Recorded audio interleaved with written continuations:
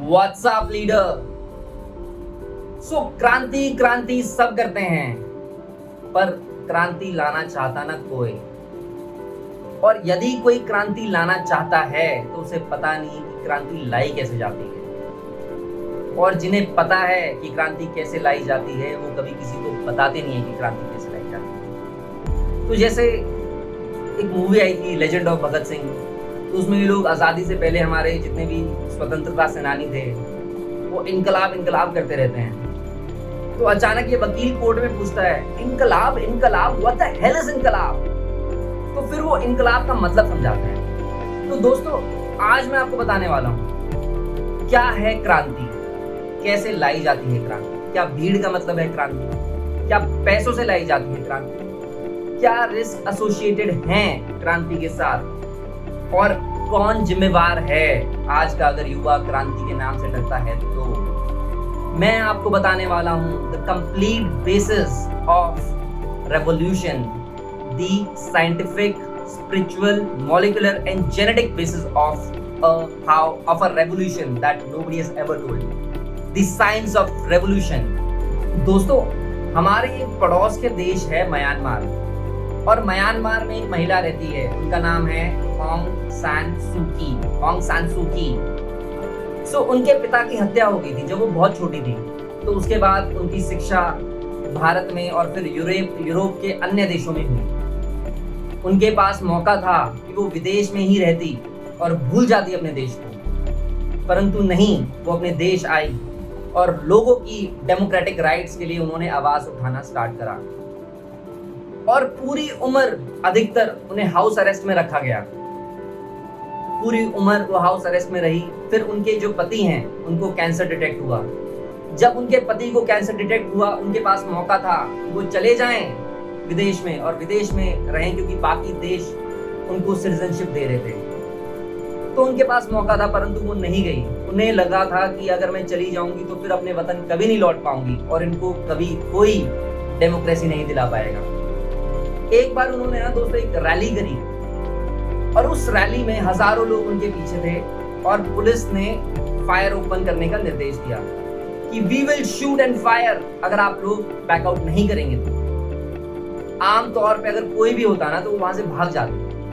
पता है इस ब्रेव महिला ने क्या किया, उन्होंने अपने सपोर्टर्स को रोका और अकेले आगे बढ़ी और ऐसे कहा, पॉइंट हेयर, वो जो पुलिस वाला बंदूक से गोली चलाने वाला था वो उनकी बंदूक की नली के बिल्कुल सामने आके खड़ी हो गई, shoot me.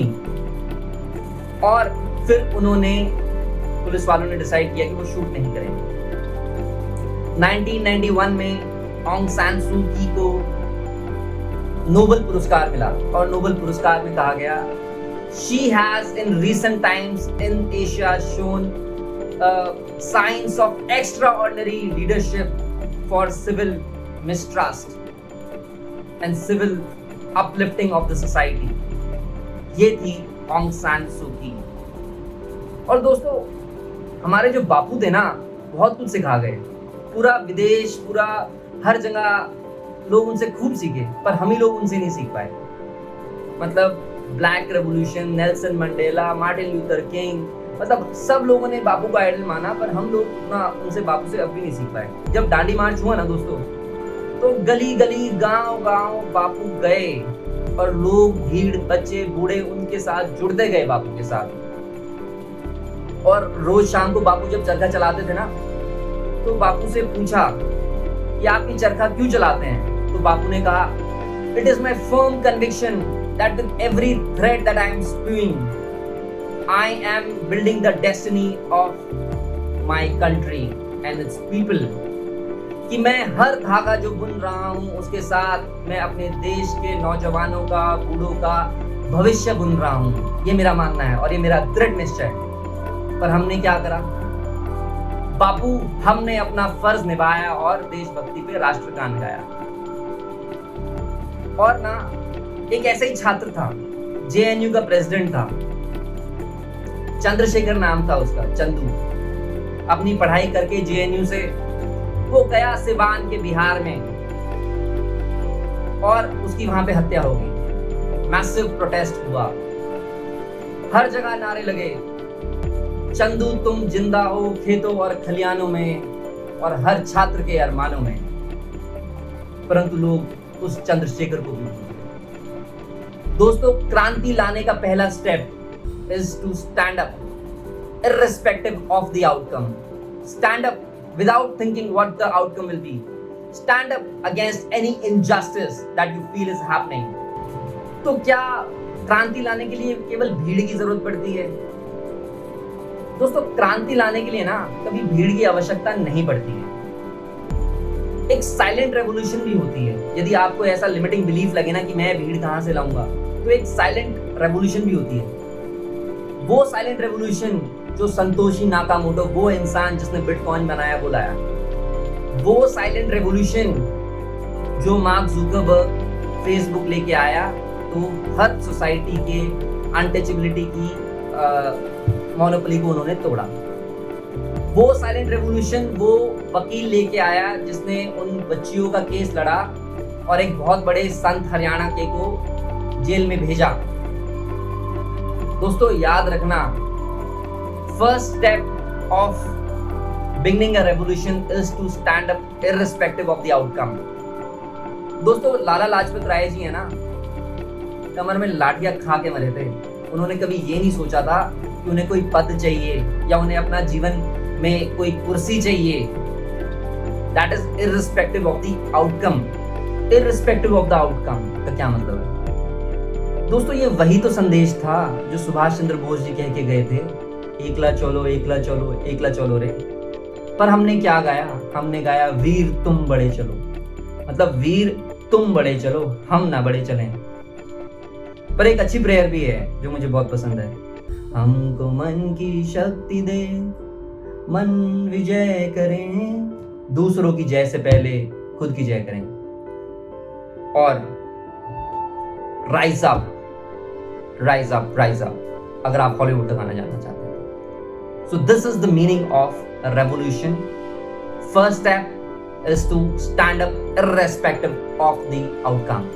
So what is the molecular, genetic and scientific and spiritual basis of a revolution? दोस्तों, हम है ना एक पल के लिए भूल जाते हैं कि हम इंसान हैं। तो हम क्या बचे? केवल जीन्स। और जीन्स है ना दोस्तों, केवल सरवाइव करना जानते हैं। केवल सरवाइव करके बीच का रास्ता निकल के बस सरवाइव करना है। हम में वो वाले इंस्टिंक्ट्स बहुत कम होते हैं कि जो मरने मिटने वाली बात हो। तो इसीलिए the world history is a history of only few main and women. मतलब इतने हजार सालों में और इतने लोग आए और गए, केवल few hundred women and men who have just made history. So यहाँ पे काम आता है अध्यात्म का, and how does these people make history? Because ये जेनेटिक मॉलिक्यूलर लेवल से उठ के सोचते हैं और वो है स्पिरिचुअल लेवल। इसीलिए कहते हैं दोस्तों कि जैसे एक पेड़ होता है, उसकी जड़ें होती हैं, तो अध्यात्म को अपनी राजनीति की जड़ें बनाएं। और इससे क्या लाभ होगा? आप इस जेनेटिकल और मॉलिक्यूलर लेवल से हटकर सोचेंगे जैसा इन बाकी लोगों ने सोचा। और क्या सोचेंगे दोस्तों? अगर आप स्पिरिचुअल लेवल पे सोचेंगे तो आपको पता चलेगा, या अगर आप अध्यात्म के स्टूडेंट हैं तो आपको पता चलेगा कि हम जीन्स नहीं हैं, we are souls, and souls are birthless, deathless and eternal. We are only bodies that die and we are souls that never die. और ये जो महान लोग हैं ना, जो मरते मिटते हैं, जो क्रांति लाते हैं, वो यही सोचते हैं। दोस्तों, जब सिकंदर मरने लगा ना, तो उसे एक साधु की याद आई। एक बार क्या हुआ, जब सिकंदर भारत आया तो एक साधु उसके पास गया, तो उसने कहा, सम्राट सोचो, अगर तुम मर रहे हो और तुम्हें प्यास से मर रहे हो और मैं तुम्हें एक लोटा पानी दूं, तो मुझे तुम अपनी जान के बदले में क्या दोगे? तो सम्राट सिकंदर ने कहा कि अगर मैं मर रहा हूं पानी की प्यास की वजह से, तो मैं अपनी जान के बदले तुम्हें क्या दूंगा? उसने कहा सम्राट ने कि मैं तुम्हें अपना सब कुछ दूंगा, मैं पूरा साम्राज्य दूंगा उस लोटे भर पानी के लिए। तो साधु ने कहा, तो इसका मतलब तो ये हुआ आपकी पूरी उम्र की कमाई हुई सारी चीजें इस लोटे भर पानी से ज्यादा कीमती तो नहीं है। उसने कहा, बात तो सही है। तो जब सिकंदर अपनी आखिरी सांसें गिन रहा था, उसकी एक ही उम्मीद और एक ही मंशा थी कि वो अपनी माँ से मिल पाए। वो अपने वैद्यों से कहता था, मुझे कुछ और घंटे जीने के दे दीजिए ताकि मैं अपनी माँ से मिलूं, पर ऐसा नहीं हो पाया और वो अपनी बिना माँ से मिले मर गया। तो दोस्तों, जो सिकंदर सम्राट इतना कुछ हासिल करके भी ये मैसेज देके गया, हाथ बाहर खाली करके कि मैं खाली जा रहा हूँ, तो चंद लोभ के लिए हम अपना बीच का रास्ता निकालते हैं और सरवाइव करते हैं कुछ और साल जिंदा रह के, और कभी क्रांति ना लाके। तो ऐसा बीच का रास्ता और ऐसा चुप रहने का क्या फायदा। दोस्तों, अगर एक बुद्धा, एक गांधी, एक सुकरात, एक अंबेडकर, ये एक लोग जो काम कर सकते हैं, याद करो, यदि ये मैसेज पाकर हम सब ने ये जाना तो क्या कुछ नहीं कर सकते हम लोग। What can happen if we all begin to stand up?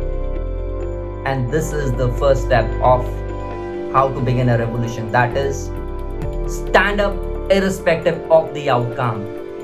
दोस्तों, अब आपने ये तो जान लिया है कि क्रांति के लिए पहला स्टेप क्या है, परंतु ये भी मैं बता दूं, जैसे पुस्तकों में होता है ना एडवांटेज डिसएडवांटेज, तो मैं आपको डिसएडवांटेज भी बता दूं कि क्रांति के साथ रिस्क क्या है। मेरे बाबूजी ना, पिताजी, एक कहानी सुनाते हैं बचपन से करियर और स्टैंड की, कि बेटा एक बार ना एक आदमी अपनी साइकिल को लेकर अपना साइकिल का स्टैंड लगवाने गया, तो साइकिल वाले ने उसका स्टैंड तो लगा दिया पर साइकिल का कैरियर उतार लिया। और जब वो उसने कहा कि यार ये कैरियर क्यों उतार लिया, आप कैरियर लगाइए, तो उसने कैरियर लगाया, तो उसने स्टैंड उतार लिया। तो उसने उस साइकिल वाले से पूछा, भाई कहना क्या चाहते हो, समझाना क्या चाहते हो? तो उसने कहा, लाइफ में ना सर, अगर स्टैंड लेना है तो करियर नहीं बना पाओगे, और करियर बनाना है तो फिर स्टैंड बहुत कम ले पाओगे। तो ये सबसे बड़ा रिस्क होता है रेवोल्यूशन के साथ। हमें ये समझना है, कोई भी अगर रेवोल्यूशन लाना चाहता है, कि the whole society is unjust, right, and इसमें we have to choose our battles very wisely and carefully. We do not have to fall into every battle. और ये जो लोग क्रांति लाते हैं ना दोस्तों, इनके साथ और रिस्क पता क्या होते हैं, ये खुद अपने कलीग्स के भी हैरेस्ड होते हैं। हैरेस्ड ऐसे मजाक के तौर पे इन्हें नेता कहते हैं, रेवोल्यूशनरीज कहते हैं, और हालांकि यही लोग जब उनको विपदा पड़ती है ना, इन्हीं लोगों के पास जाते हैं। परंतु ये कुछ रिस्क हैं जो क्रांतिकारी लोगों के साथ एसोसिएटेड होते हैं। और एक जो रिस्क है ना, जो एक डिसएडवांटेज ये क्रांतिकारी लोग लोगों के साथ करते हैं ना, वो भी मैं आपको बताऊंगा। तो ये जो क्रांतिकारी लोग यदि कभी सक्सेसफुल हो जाते हैं ना, तो अपने ही फेलो रेवोल्यूशनरीज को खत्म करते हैं। मतलब या तो उनकी राजनीति खत्म करते हैं, या तो मतलब जो पतन है ना, suppose in the example of Kejriwal, जैसे ही वो पावर में आए तो स्लोली ही started to remove his party leaders, और बहुत सारे लोगों ने आम आदमी पार्टी छोड़ी। तो this is a very classic example of how revolutionary cuts off his fellow revolutionaries who started with the same cause. तो इसमें if you are one, always give a space to the dissent, right? Because with dissent will come wiser decisions and betterment of the society for which you are there, right? और दोस्तों, बहुत सारे जो revolutionaries होते हैं ना, वो अपनी cause के साथ इतना associate कर जाते हैं ना, they never choose to marry. They think that if they will marry, they will do injustice to the passion or purpose that they have chosen. तो कई बार हम मजाक में कह देते ना कि यार ये नेता शादी क्यों नहीं कर रहा, मतलब वो शादी क्यों नहीं कर रहा, मतलब, और उनका फिर हम सोचते हैं, मतलब कैरेक्टर असैसिनेशन करते हैं कि ये तो मतलब प्रेफरेंस, सेक्सुअल ओरिएंटेशन कुछ और है। ऐसा नहीं है। कई बार जो नेता हैं वो अपने कॉज के साथ इतना स्ट्रांगली एसोसिएट कर जाते हैं कि then they think that marriage is not necessary. So that this is one of the very big reasons that if a revolutionary associates himself too deeply with his cause, then he may at times not choose to marry. This is one big disadvantage. So एक और मुद्दा बता रहा हूँ कि society की क्या responsibility होनी चाहिए ऐसे क्रांतिकारी लोगों के खिलाफ। दोस्तों देखो, क्योंकि हम जीन्स हैं, है ना, और हम लोग सिर्फ सर्वाइव करना चाहते हैं, तो कुछ क्रांतिकारी निकलते हैं उनमें से। तो सोसाइटी का ये रोल होना चाहिए, बजाय उनको लेट डाउन करने हमें उनकी रिस्पेक्ट करनी चाहिए। That okay, we are not that but he is that और she is that, we should respect that soul or that gene that is going to uplift the society, that has raised his voice, right? जैसे कई बार क्या होता है ना दोस्तों, लोग आवाज उठाते हैं पर उसकी जो आवाज उठ रही है that is not in association with our beliefs। जैसे वो कोई बिलीफ उठा रहे हैं पर हम उसके बिलीफ के साथ सहमत नहीं हैं, ना सही उसकी बिलीफ के साथ हम ना हो, ठीक है, परंतु we will have to respect a revolutionary for his stand irrespective of what मुद्दा is he standing for। दोस्तों सैनिक तो सैनिक होता है ना, चाहे वो पाकिस्तान का हो, बांग्लादेश का हो, भारत का हो, कहीं का हो, और सैनिक आपस में ऐसे रिस्पेक्ट करते हैं, लाइक सोल्जर्स। सो इसीलिए सोसाइटी की रिस्पॉन्सिबिलिटी होनी चाहिए, we should respect our revolutionary minded people who take up the stand amongst us, right. अब यूं कि आप वीडियो देख रहे हैं तो आप ये सोच रहे होंगे कि क्रांति लाने के लिए तो बहुत पैसा चाहिए होगा, है ना, ऐसी थोड़ी ही स्टैंड हो गई। तो चलो इस पे भी चर्चा करते हैं। दोस्तों एक जबलपुर का ना लड़का था, उसका नाम था सतीश कुमार।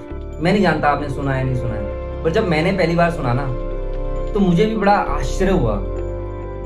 तो उस लड़के ने एसोसिएट करा अपनी एक कॉज के साथ कि मैं विश्व के सारे बड़े देशों के नेताओं के पास जाऊंगा और उनसे रिक्वेस्ट करूंगा कि ये जो न्यूक्लियर आर्म्स बनाने की रेस है इसको वो छोड़ दें और एक सेकंड थॉट दें।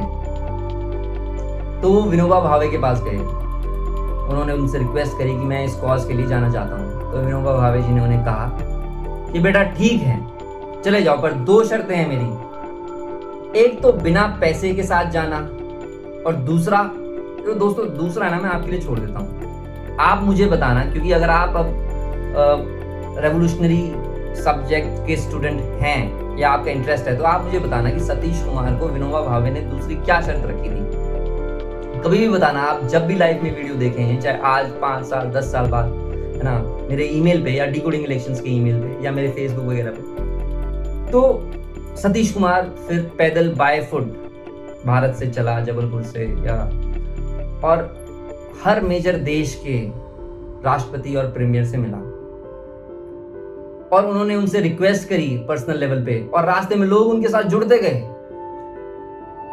तो दोस्तों क्या अगर सतीश कुमार सीधा फ्लाइट की टिकट करवाता, वहां होटल में जाता और उनसे टाइम लेता, उन्हें अपनी बात कहता, तो क्या उसकी बात पे इतना इम्पैक्ट होता?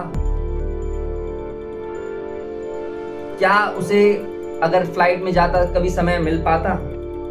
और 2006 में American congressman mister Dennis parliament में उनके ऑनर में खड़े हुए। He stood up in Parliament of the USA and said, I today stand up in the honor of Mr. Satish Kumar, for he has led his life for the service of humanity. This was the story of Satish Kumar, who led his life without money for people who are thinking that is money required to start a revolution or a purpose. तो दोस्तों अगर पैसा चाहिए होता तो क्या हर प्रदेश का और हर देश का मंत्री, मुख्यमंत्री कोई अंबानी, अदानी, बिल गेट्स, टाटा, बिरला नहीं होता? तो कहाँ से जमीनी नेता पासवान, मुलायम, लालू जैसे लोग आते जमीन से जुड़े हुए? दोस्तों आप लोगों को मुझसे ज़्यादा पता है, पर मैंने वो भारत देखा है अपनी क्लिनिकल प्रैक्टिस में कि जो अगर कोई मरीज अस्पताल आता है और अगर वो डॉक्टर से नहीं दिखा पाता है तो वो घर नहीं जाता, वो किराए के पैसे बचाने के लिए अस्पताल के बाहर सो जाता है और अगले दिन दिखाता है। ये है हमारा भारत, मुझे ऐसा लगता है। दोस्तों कौन जिम्मेवार है आज के युवाओं के पतन के लिए? आजादी से पहले के जो नौजवान थे, जितने क्रांतिकारी ख्यालों वाले थे, एक बीच में एक ऐसा स्टांस आया कि they do not make people like them any more. संपूर्ण मूवी इंडस्ट्री इज रिस्पॉन्सिबल, क्योंकि इन्होंने अपना फोकस प्यार पे ज्यादा किया और रेवोल्यूशन पे और साइंटिफिक आइडियाज पे कम करा। एटलीस्ट मैं इंडियन सिनेमा के बारे में बात कर रहा हूँ। दोस्तों एक रंग दे बसंती डिफरेंट कॉन्सेप्ट के साथ आई और मेगा हिट हो गई। मतलब भारत में प्यार को छोड़ के कोई एक मूवी अगर डिफरेंट कॉन्सेप्ट के साथ आती है तो there are more chances of it being successful. And now a revolution has started again, जब ये पूरे इंडियन सिनेमा की मोनोपोली टूट रही है क्योंकि इनके पास स्क्रिप्ट नहीं है और सिर्फ प्यार के अलावा दिखाने की चीजें इन लोगों को इंटरनेशनली नेटफ्लिक्स और यूट्यूब के माध्यम से मिल रही हैं। और ये मेरा ऐसा प्रयास है उन युवाओं के लिए या किसी भी ऐसे व्यक्ति के लिए, वो अपनी लाइफ के किसी भी स्टेज पे हो, कि मैं वो नॉलेज प्रोवाइड करूं कि वो उसकी लाइफ को अपलिफ्ट करे। My primary goal is to get the leaders elected into electoral politics, and if not that, my channel is more about leadership even if somebody doesn't wants to contest elections. It's a complete personality changeover. दोस्तों, अब आपको मैंने important information बताई है ना, तो ऐसा नहीं है कि now you know it then you start अचानक से go and you like start creating ruckus. नहीं, it's like ऐसा नहीं कि बंदूक हाथ में आ गई और तालिबान के साथ करने लग जाओ. See, to lead a revolution is to have a fight first with oneself that you have to win, and then with the system, right? And for that you have to start very small. It's a muscle that has to be developed. दोस्तों, जैसे humility, smile, ये एक muscle है ना जो slowly time के साथ develop करी जाती हैं, तो वैसे ही रेवोल्यूशन एक ऐसी मसल है जो स्लोली डेवलप करी जाती है. So start small. दोस्तों, जैसे बापू थे ना, तो बापू जब अफ्रीका में गए तो first he took a stand against dual citizenship of the Coolidge. हम इंडियंस को वहां कूलीज कहा जाता था. तो ही टुक अ स्टैंड, और वो जो ड्यूअल पासपोर्ट या ड्यूअल कागज दिया था ना अपनी आइडेंटिटी के लिए ब्लैक्स और ब्राउन्स को, तो फर्स्ट स्टैंड बापू का ये था कि उन्होंने सबको वो जलाया. He started small. Second step was, आपने सबने सुना है जब बापू को कहा था कि आप ट्रेन में नहीं बैठेंगे, बापू टुक अ स्टैंड है वायबिलिटी में, और पूरा विश्व बापू की राह पे चला. वो ब्लैक लेडी यूएसए में जिन्होंने ब्लैक मूवमेंट को स्टार्ट करा, जब उन्हें कहा गया कि ब्लैक्स पीछे बैठेंगे और व्हाइट्स आगे बैठेंगे, उन्होंने कहा क्यों, ऐसा क्यों? So always take a small step, baby step, and when the time is right and you feel that you are ripe enough to associate with a cause irrespective of the outcome that you want to live for your life with, right? That's when you know that you have started. So take a small baby step and develop this muscle. And yes, first step is, take a stand irrespective of outcome. So take a stand and take my ball. So brothers and sisters and everybody who's watched this video, this video was exclusively for you, and I hope it reaches in the right hands of the people, right? कई बार ऐसा होता है ना कि हम लोग ना right content कोई किसी को share करता है, तो if you know that somebody who has this potential, right, or somebody who doesn't even has the potential, right, but you feel this video will anyhow uplift him and tell him what he needs to be done, right? Just share this to him, right? Not for me, but for that person that you feel is right, and hence just be with me through this digital community that I keep producing more kinds of these content for you people, right? Thank you brothers, thank you. To buckle up and move up the ladder.